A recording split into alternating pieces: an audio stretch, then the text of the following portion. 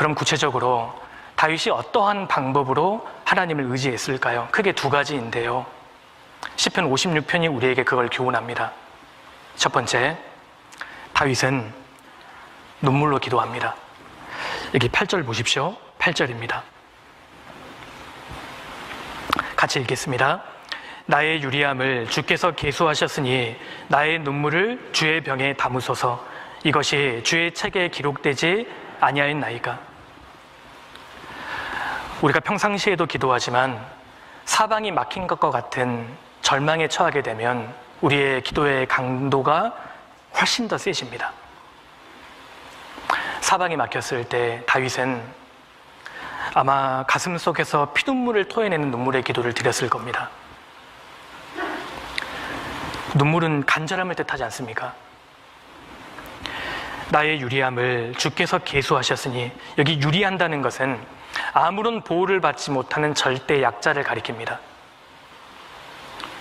길에서 쓰러져 죽어도 장사 지내줄 사람조차 없는 정말 외로운 방랑자를 뜻하는 단어입니다. 다윗이 말합니다. 나의 유리함을 주께서 계수하셨으니 나의 눈물을 주의 병에 담으소서. 지금 다윗이 말하는 이 병은 이런 작은 유리병을 말하는 게 아닙니다. 염소 가죽으로 만든 거대한 가죽 부대를 말하는 겁니다. 당시에 술이나 우유나 기름을 보관했던 큰 가죽 부대를 말하는 겁니다. 그러니까 이 가죽 부대에 나의 눈물을 담아 주십시오 라고 기도했던 것은 다윗이 얼마나 많은 눈물을 흘렸는가를 짐작할 수 있습니다. 나의 눈물을 주의 병에 담으소서. 이것이 주의 책에 기록되지 아니하였나이까. 주님, 저는 지금 방랑자입니다. 저는 정말 외롭습니다. 나의 눈물을 주님이 좀 기억해 주십시오. 제가 이렇게 억울한 일을 당해도 아무도 도와줄 사람이 없습니다. 주님만은 내 눈물을 기억해 주시고 주님만은 나를 알아주셔야 됩니다. 지금 다윗이 이렇게 기도하고 있습니다. 지금 다윗은 울고 있습니다. 처절하게 울고 있습니다. 어린 아이들이 잘 울지 않습니까? 근데 다윗은 항상 하나님 앞에서 어린 아이처럼 울었습니다. 너무 힘들었기 때문에 하나님 품에 안긴 어린 아이처럼 울었습니다. 자식이 눈물을 흘리고 있으면 아버지의 마음이 동하지 않습니까? 지금 이 다윗의 기도는 다른 옵션이 없는 자의 절박한 통곡입니다. 갈 데가 없는 겁니다. 지금 다윗은 돈도 없고 백도 없고 권력도 없고 아무것도 없기 때문에 오직 한 곳에만 매달린 겁니다. 여기 아니면 갈 데가 없기 때문에 처절하게 부르짖은 겁니다. 형제 자매님들, 하나님 앞에서 어린아이처럼 우는 것만큼 확실한 기도는 없습니다. 하나님 앞에서 어린아이가 되어야 합니다. 우리가 하나님 앞에서 어린아이의 모습으로 눈물을 흘리면서 간절히 기도할 때 주님으로부터 말할 수 없는 위로를 받게 되는 겁니다. 한나의 기도 기억하십니까? 사무엘상 1장에 한나가 마음이 괴로워서 여호와께 기도하며 통곡하고, 한나의 기도도 마찬가지입니다. 완전히 자신의 마음을 그대로 토해놓는 어린아이의 기도입니다. 사실 여기에 우리의 신앙의 성패가 달려있다고 할 수 있습니다. 한나의 마음을 아무도 위로해 줄 수 없었습니다. 남편의 위로도 위로가 안 됐습니다. 그래서 하나님 앞에 와서 다 쏟아냅니다. 주님이 아니면 갈 데가 없는 절박한 울부짖음이 하나님 앞에 상달됩니다. 다시 한번 말씀드릴게요. 주님이 아니면 갈 데가 없는 절박한 사람들의 울부짖음이 하나님 앞에 상달됩니다. 어린아이의 기도입니다. 가라사대 너희를 위로하는 자는 나연을 너희는 어떠한 자에게 죽을 사람을 두려워하며 풀같이 될 인자를 두려워하느냐. 하늘을 펴고 땅의 기초를 정하고 너를 지은 자 여호와를 어찌하여 잊어버렸느냐. 너를 멸하려고 예비하는 학대자의 분노를 어찌하여 항상 종일 두려워하느냐. 학대자의 분노가 어디 있느냐. 요즘 청년 그리스도인들이 어려울 때 챗 GPT에게 고민 상담을 한다고 합니다. GPT는 인격이 아니지 않습니까? 하나님을 의지하는 법을 모릅니다.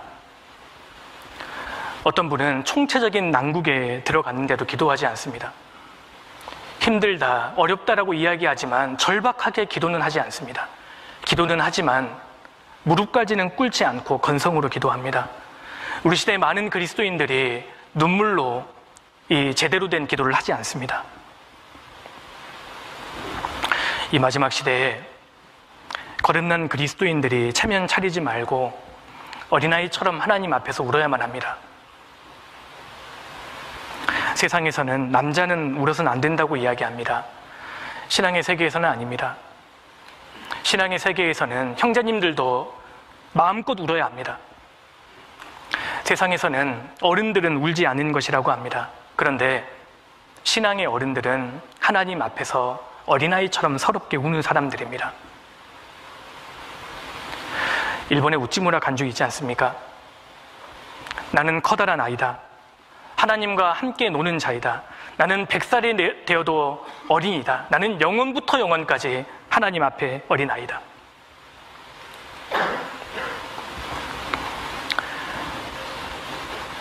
지금 우리 시대가 얼마나 타락되어 있는지 모릅니다. 중학교 학교의 한 게시판에 한 여학생이 글 하나를 올렸습니다. 저는 혼전 순결을 지킬 거예요. 그러자 그 글 밑에 수많은 악플들이 달리기 시작합니다. 가장 악권이 뭔지 아세요? 너의 남편 될 사람이 불쌍하다. 아니, 혼전 순결을 지키겠다는데 왜 그 남편이 불쌍해야 되는 겁니까? 너같이 즐길 줄 모르는 사람을 아내로 맞이한 그 사람이 불쌍하다, 그 뜻 아니겠습니까? 우리 시대가 완전히 지금 타락되어 있는 겁니다. 우리도 모르는 사이에 악법이 지금 제정되려고 합니다. 지금 인권 타령하는 사람들, 결국 미국에서는 이런 인권 타령하는 이런 정당이 주가되어 있는 그런 곳에서는 어떠한 법이 지금 통과되는지 아십니까? 일부 일처제가 없어졌습니다.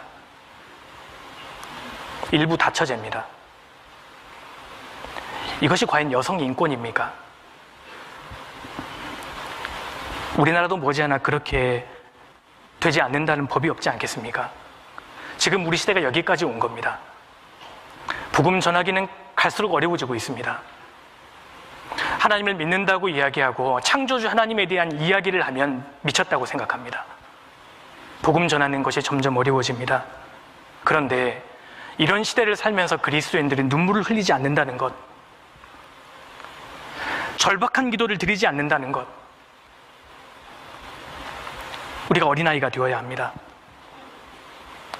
정말 절망적이고 억울할 때 사람 앞에서가 아니라 하나님 앞에서 우리가 울어야 합니다.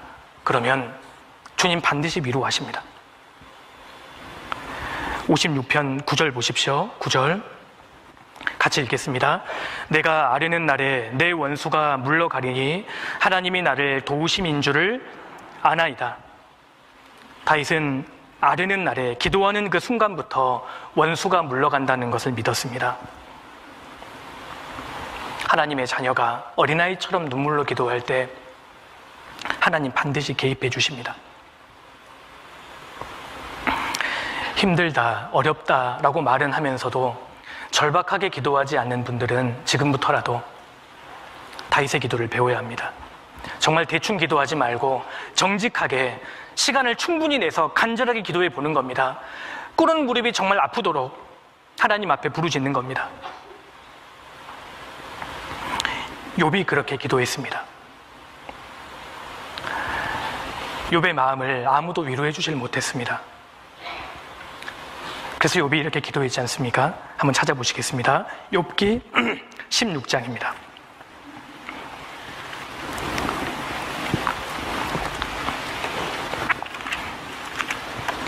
욥기 16장 20절입니다.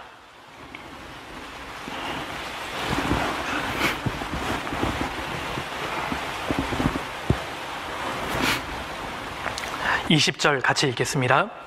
나의 친구는 나를 조롱하나 내 눈은 하나님을 향하여 눈물을 흘리고, 이 말씀이 정말 중요합니다. 자기의 마음을 가장 가까이 알아주었던 이 세 친구마저도 나를 조롱하나 내 눈은 하나님을 향하여 눈물을 흘리고, 사방이 막혀 있을 때 욥은 시선을 하나님을 향하게 됩니다. 그리고 울었습니다. 하나님이 욥의 마음을 만져주셨습니다. 기도는 다른 옵션이 없는 자의 영적인 통곡입니다. 정말 절망감 속에서 주님 옷자락을 붙들고 매달리는 집중이 기도인 겁니다. 레아는 주님께만 매달렸지 않습니까? 야곱에게는 크게 두 아내가 있었습니다. 레아와 라헬입니다. 레아는 그렇게 아름답지 못했습니다. 장녀로 태어났지만 사람들에게 주목을 받지 못했던 인생입니다. 그러니까 하나님밖에 없었습니다. 결혼했지만 그녀는 과부처럼 살았습니다. 남편이 자기에게 눈길조차 주지 않습니다. 오직 남편의 사랑은 동생 라헬을 향해 있습니다. 그러니까 레아가 신앙의 사람이 됩니다. 하나님만 붙들고 하나님께만 매달립니다. 라헬은 그러지 못했습니다. 그래서 라헬은 드라빔을 품고 있었습니다. 태어나면서부터 잘났기 때문에 사람들에게 집중과 이목에 관심이 되었고, 그래서 라헬은 하나님도 필요했습니다. 결국 메시아가 이 땅에 오시는 통로인 유다 지파는 라헬이 아니라 레아를 통해서 탄생하죠. 하나님만 붙들고 늘어지는 집중이 기도입니다. 우리는 기도를 옵션이라고 생각할 때가 많습니다. 다윗은 그러지 않았습니다. 사방이 막혀 있을 때 다윗이 하나님을 의지했던 첫 번째 방법은 그가 눈물로 기도했다는 겁니다. 지금은 너무 힘든 시기입니다. 그래서 우리 형제 자매님들도 두려움도 많고 여러 가지 문제도 많으실 겁니다. 경제적으로도 너무 어렵고 앞으로 좋아질 기미도 보이지 않습니다. 가족들, 친구들 전도하는 것도 점점 막막해집니다. 그런데 그 모든 절망을 이길 수 있는 방법은 눈물로 기도하는 겁니다. 간절히 기도했을 때 내 손에 있던 나의 문제가 하나님 손으로 옮겨지게 됩니다. 그리고 하나님은 그 사람을 위로하십니다. 우리 형제 자매님들께서도 정말 인생의 절망의 순간에 가족들에게도 이야기하지 못하고 하나님 앞에 와서 처절하게 어린아이처럼 울었던 경험들이 아마 한 번쯤은 있으실 거라고 생각합니다. 지금 다윗이 이렇게 하고 있습니다. 그 처절함을 하나님은 보셨습니다. 자, 그리고 두 번째로 다윗이 하나님을 의지할 때 이 방법을 사용합니다. 우리 시편 56편 다시 돌아가겠습니다. 56편 10절입니다.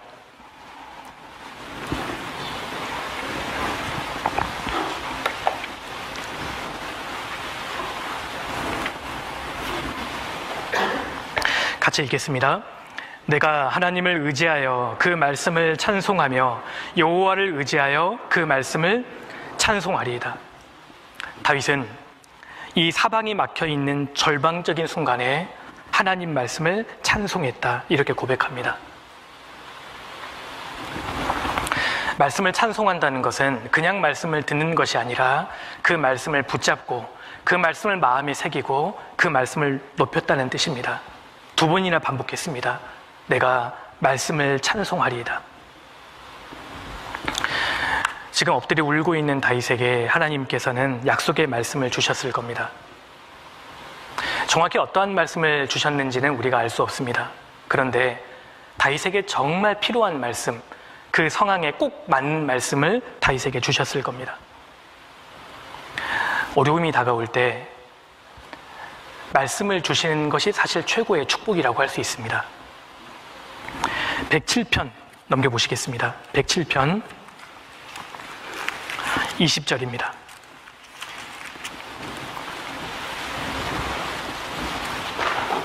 절망의 순간에 하나님께서는 반드시 하나님의 백성에게 말씀을 내려주십니다. 20절 같이 읽겠습니다. 저가 그 말씀을 보내어 저희를 고치사 위경에서 건지시는도다. 하나님께서 말씀을 보내서 그들을 건져주십니다. 하나님은 말씀으로 우리를 건져주시는 겁니다. 사람마다 또 상황에 따라서 하나님이 주시는 약속의 말씀이 사실은 다 다릅니다.